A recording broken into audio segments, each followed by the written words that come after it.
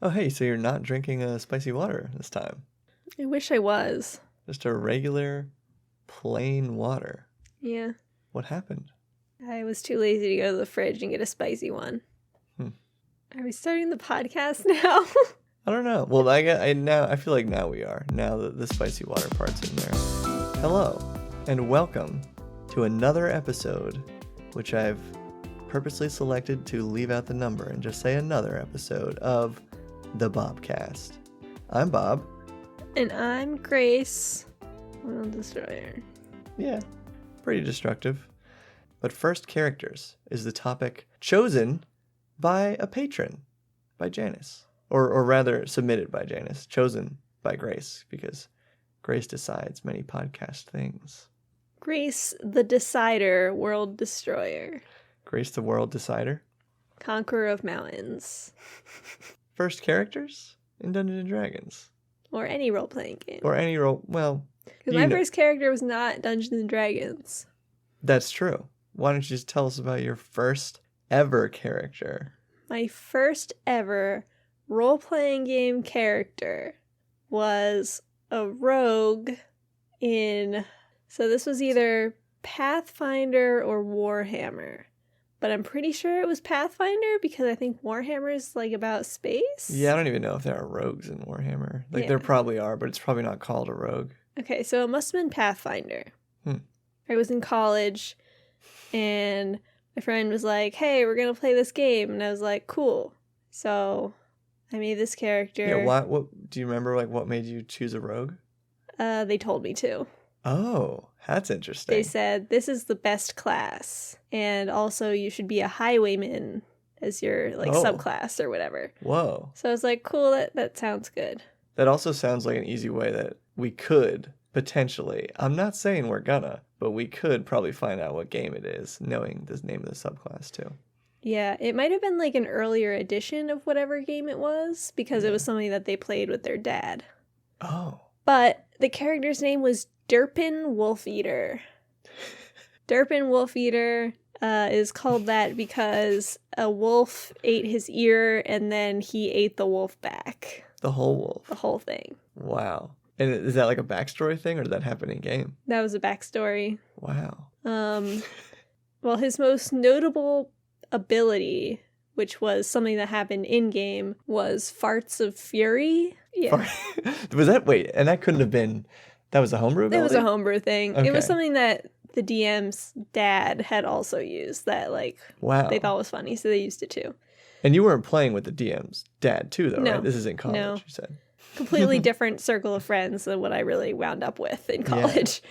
And you can tell it's a long time ago because I feel like no one has said the word derp. Exactly. It was in 10 peak years. It was in peak derp internet era when Rage comics were right. Ermagerd was yeah. probably the name of another character. Yep. I don't remember the other characters. I only ever got to play 2 sessions because I think I might have been a little bit of a horror story. But only because I was trying to test the boundaries of the game, I guess, because it was my first time. And I was like, well, if I'm supposed to be able to do anything, what can I really do? So the main thing I remember was we were walking through a forest and there were 2 paths. You could go left or right. And I was like, well, I just want to keep going straight. It's just a forest, right? I can just walk through the woods. Yeah. And the DM was like, oh, but you just walk in a circle. I was like, oh, okay. Okay. Didn't end up on one of the paths even? That's weird, yeah. Yeah. I don't know. I think they might have been kind of a beginner DM. Yeah. But then I went around saying oh, the best way to play this game is to just do whatever the DM doesn't want you to do. Oh my gosh. I never knew this. Yeah. I didn't realize until years later that sure. I was being a total asshole. Sure. Yeah, but my feelings were hurt when they never invited me to play. And they'd be talking about the campaign with other friends and I'd be like, hey, why didn't you invite me? And then I just never got a straight answer. Well, it's also their dumb fault for not just being able to say hey, you shouldn't really do stuff like that. They couldn't even say that to you. Yeah. Because they were being immature too. Yeah. But that was my first character. Durpin Wolfeater. Yeah, so we're still a few years before my first character. And for some reason, I want to stay in chronological order here. So when was then the first time you played Radiance or whatever? My first senior year, which was 2016. Okay. Well, I was saying, so my first character would have been in 2015, baby. Yeah, this came about when my friend Dan, mentioned on the podcast many times, one day hanging out at my parents' house with myself and I think my friend Chris, asked us, hey, would you guys want to like play Dungeons and Dragons sometime? And we didn't really know what that was. I definitely reacted like, whoa, that's like the nerdy game for nerds. I'm a nerd, but I'm not that nerdy. Yeah, but ultimately we decided like, oh no, that sounds like fun. And on the first night is like when we all made characters. Because like he didn't really give us anything to prepare. I've said this many times before. We were not really using like an official system fully, even though he had, I guess at the time he probably had the 5e Player's Handbook, but using like 3rd edition sheets, it was kind of a mess. And he just asked us, each of us, like, what kind of stuff do you want to be good at? He didn't like tell us what any of the classes were, whatever. I think he did give us a list of races because I remember like hearing half-elf and thinking that was cool. So I ended up with a half-elf, basically like druid wizard, maybe a little like ranger-esque abilities, but it was very much like a caster who used spirit animal power, like powers of like, we just called them like animal essences or something. That it was cool because he like had me find these along the way in our quests. They were like, every quest was always in a wilderness somewhere, so we would find some kind of like animal as part of it, usually. Not like it was like all about my character, because there was a lot of others going on, obviously. But that's how I like gained new quote unquote spells, and they were kind of like magic tattoos at the same time. I don't know, it was just really cool, really flavorful, because we totally made it all up. Oh wait, I didn't say his name. Yeah, his name was Brahm, and I just made that up. I later found out that is the name of a Game of Thrones character, and I think it might be somebody from the Dragonlance or like the Driss novels or something. But I'm pretty sure Brahm is the name of like the wizard in Aragon. I don't know. So maybe I might have like, I don't know, had it deep in my brain from that, because I did read Aragon as a kid. But yeah, I don't know like what made me choose that name, because we chose like all that stuff pretty much in the first session. Our session 0 was our session 1 and everything. We just did it all at once, and I was totally unprepared. Like I didn't even think of like, oh yeah, I should come up with a name beforehand. Like we were given no instructions and just kind of thrown into it. But it was fun. Yeah, that character was super fun to play, and I played him for like a year and a half because that campaign went on for a long time, meeting probably like every other weekish, but then eventually fizzled out. We were all around level like 14 or so. Yeah, I don't know. I could probably talk more about that character, but so what was your first actual D&D character? Well, I want to talk about my first Radiance character because that was also awesome. Okay. Which actually originally started out as a 3.5 character because that's what the game was going to be originally. And I believe they were a Dragonborn cleric just named Doot. Just Doot? Just Doot at first. Doot Prime. Yeah. So like this was my first time like meeting this person, my friend Nate, and I think when we met, I was probably wearing like a crop top and like short shorts. So he told me like much later that like, yeah, I saw you, and I was like, she's not going to like this game. Wow. But Don't judge a book by its cover. Yeah, but then like the same day, I was like doodling this character I was going to play, and it was just like, I drew like 2 circles and put like googly eyes on it and made it just like a really pudgy looking dragon. And then he was like, never mind. But anyway, then that game like never got off the ground. Oh. But then like 2 years later, he was like, hey, we're going to play Radiance instead. Do you want to play? And I was like, okay. So I started making a similar character, but I decided that I didn't really want to be a Dragonborn anymore. Which I don't even know if it's like officially a Dragonborn in Radiance. Yeah, I was about to say, like, as much as I've heard you talk about this character, like personally I've heard you talk about this character a few times and mention Radiance, I've never once heard like anybody else mention that game. Like I have to look that up sometime. Yeah, I don't know anything about it. I have the entire like core rulebook. It's like a PDF. On my laptops, yeah. Oh. But I decided to play an Atlan instead. which is basically a Triton. Atlantean kind of? Yeah. And the DM said, if you can, like, write up a justification for why you would have, like, a magic item within a certain limit, you can have it. So I looked through the book and I saw there was this thing, like chameleon skin. So before I even knew what reflavoring was, I reflavored it to be like a cuttlefish. Okay. And I wrote out this backstory about how my Atlan, who I then named Aquadude, because we were just like, oh, he's not like really Doot anymore. Like, who are they? And so it just became Aquadude because they're from the ocean. But I wrote out this backstory about how, like, the guardian spirit of the island that they were from was a giant cuttlefish named Shazoozle. And, like, their land was being taken over by hobgoblins. So Aquadude went to Shazoozle and, like, asked for his blessing. And Shazoozle, like, merged with his form. Whoa. So that he had this ability, like a cuttlefish would, to, like, change his skin, sort of. Yeah. And that gave me, like, a +1 to my base charisma or something like that. Cool. The most important thing was the cuttlefish eyes that I then recycled in my character, Eye of the Squid. Oh, Just, like, giant, bulbous, unsettling cuttlefish eyes and hair made out of tentacles. Like their skin was just covered in, like, no, their hair, just like the hair on their head. Oh, okay. Yeah. But anyway, I think I played that character for only like a couple months. The game did not last long. The people that I played with were not super reliable.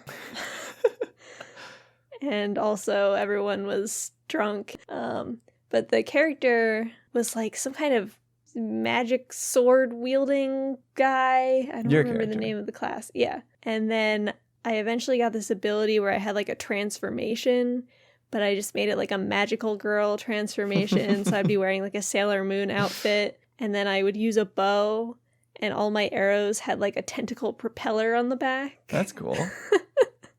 Nice. I thought it was hilarious. Yeah. I mean, it sounds like you had a lot of also original flavor for this character. Yeah.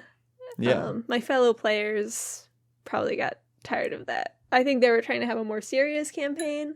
Oh. But despite the fact that they showed up inebriated every time? Yeah. Or got like that during the session? Nice. Yeah. Can't say I have much experience with that. But yeah, do you consider that to be like your first real character? I think that was my first true character. Yeah. In that same way, like, I feel like we both, as new players, you know, not super familiar with whatever system we were like running or learning as we go along, did kind of lean into just making up a lot of stuff on our own. Yeah. I think the unfettered approach is okay. Yeah. I mean, and I would recommend that to new players. I wonder how many like brand new players could be like patrons that hear this. Hopefully you have a DM who will even approach you and say, just, yeah, what kind of thing do you want to be? Like, without really just, here's all the options, like, choose from these. Because I feel like I made that mistake introducing a few people into D&D. I do think it's best to present a decision tree. Like, do you want to be stealthy, strong, or magical? Yeah. The basics. And then just, like, go from there. Jock magical or nerd magical? Sure. You know? But even then, like, if I were to start a new campaign with maybe just say 1 or 2 brand new players, because I don't know if, especially if you're a new DM, it could be really hard to try to provide this for multiple players. But I would say if you have 1 or 2 brand new people, to truly like let them kind of design their own stuff, and then you know, can still have it maybe heavily based on a class or something, just to avoid maybe some like balance issues. But other than that, like, you can make up features for them, and you can like mix and match stuff from other classes or something, just to really like go with whatever they want to have. You also kind of have to, like, manage expectations, though, because, like, if you're only going to be their DM for this one game, and, like, that's the expectation that they get, and then they go to another DM, they're like, well, I was allowed to do this last time. Yeah, that's totally true. At least, like tell them. You still have to teach them the rules. Right. And, show them how to make an actual character. Well, no, I would just say, like, hey, this isn't, like, the real rules of the game. You don't have to teach them anything. They don't have to know anything. You just make sure that they know it's not the real thing. Yeah. My first actual D&D character, though, was Leafy Doot. Right. And so at this point, are the Doots like these two Doots anyway, I guess?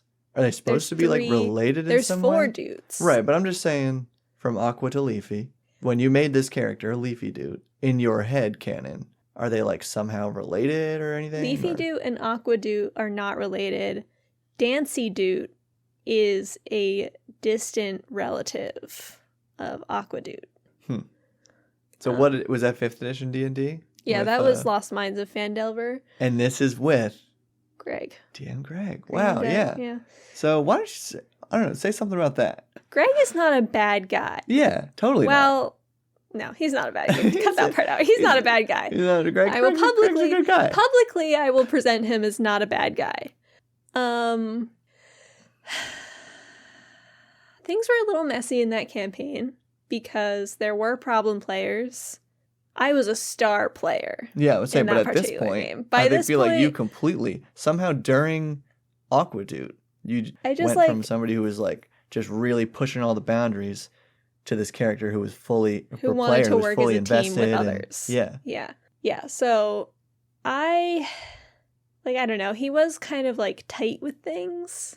Because he had a lot of like restrictions, right? Yeah, a lot of restrictions. I was a druid. He said I could only turn into a wolf, which is just not true. I understand doing that to like limit all the options because there are so many. But like also it would have been really cool if he at least said, oh yeah, you can also turn into like something smaller, like a rat maybe. Right, because I feel like the reason a DM might do that kind of thing, or at least the reason I sometimes want to make restrictions, to simplify. Is to simplify what I as the DM have to know. But you can just probably trust the player to be like, or at least that's what I do nowadays. Yeah, you can, but whatever you want. Like, if you're gonna, how was I gonna break the game as a rat? Exactly. Yeah. Yeah, he had like didn't really understand how breath weapons worked with dragons, which almost resulted in a TPK. Yeah, I think that's the moment that we brought up a few times. Yeah, we fought Venom Fang once in like the abandoned volcano eruption city. Okay. Yeah. And that was where he was like using his breath weapon, but then it would just like linger. Like a poison gas would just linger.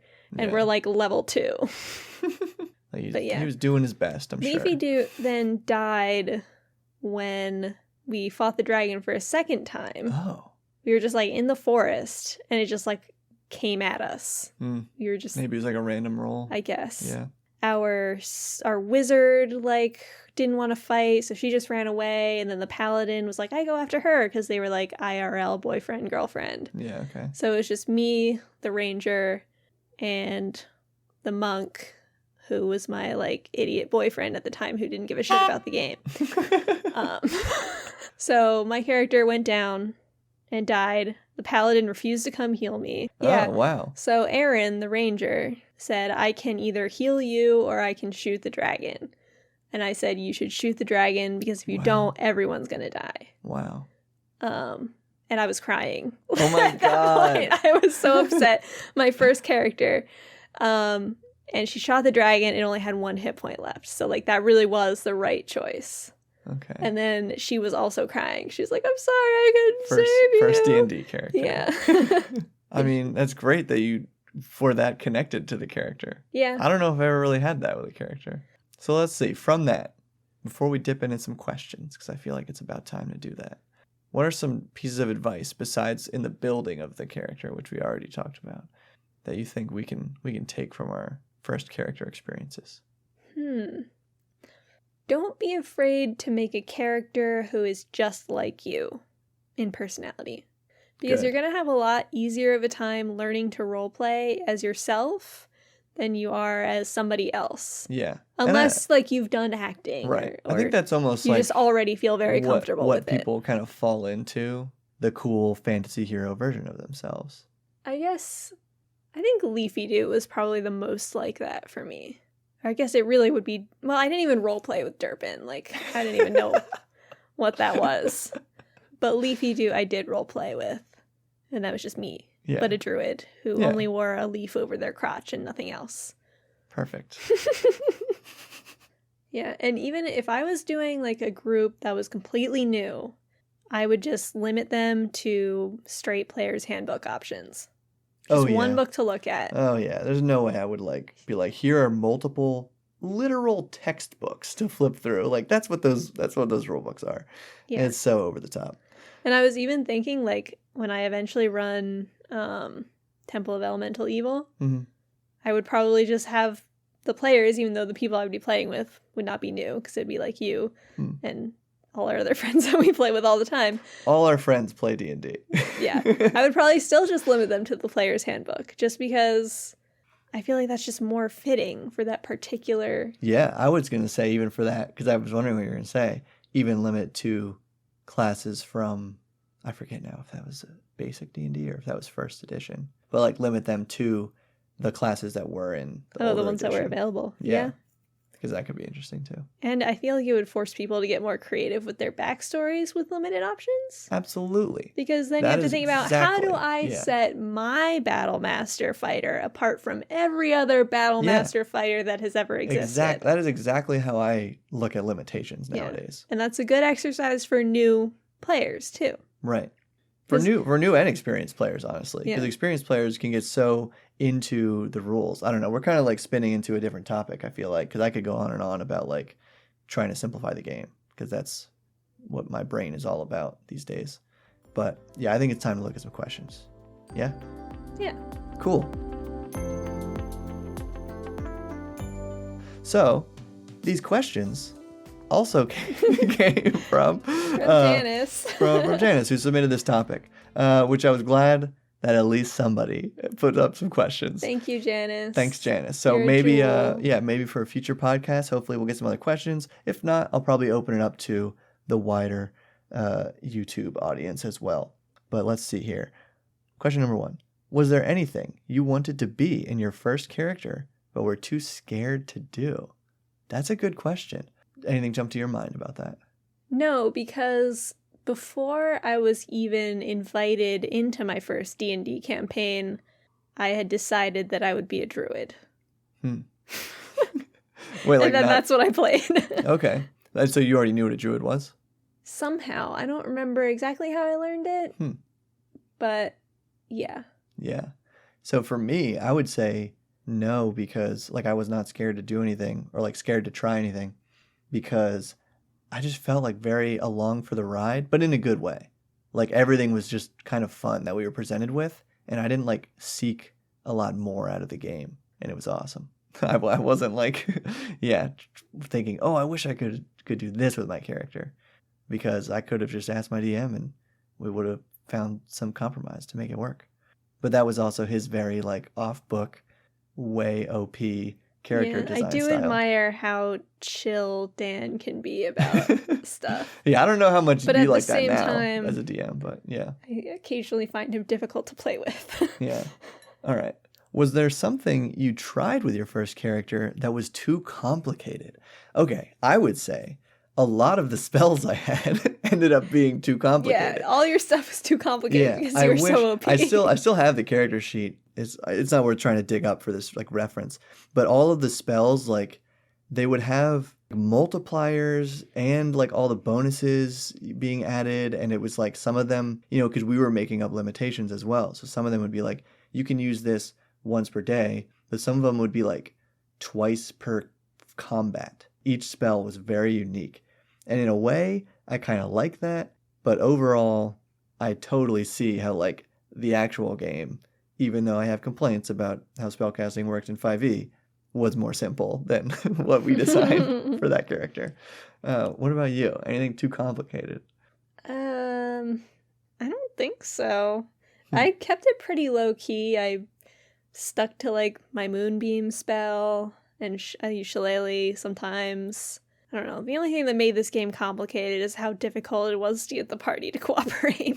So yes, I, as a character, as Leafy do, would try to bring people together and get them to work toward a goal, and also get them to stop trying to murder our poor goblin sidekick, Scabby. And being the peacemaker didn't work for me in that game. Yeah. Okay. And final question. Is there a character, I love this question, by the way, is there a character that someone else plays that you think you would be good at playing too, like if you were in Critical Role, etc. I would have been a great jester. You would have been. I was about to say that, actually, because I can't say that Fortune Faceseeker was not at all influenced by Jester. Yeah.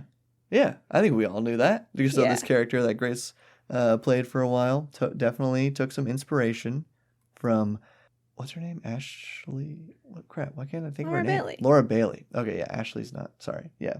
From Laura Bailey of Critical Role, playing Jester Lavore in Campaign 2. Yeah.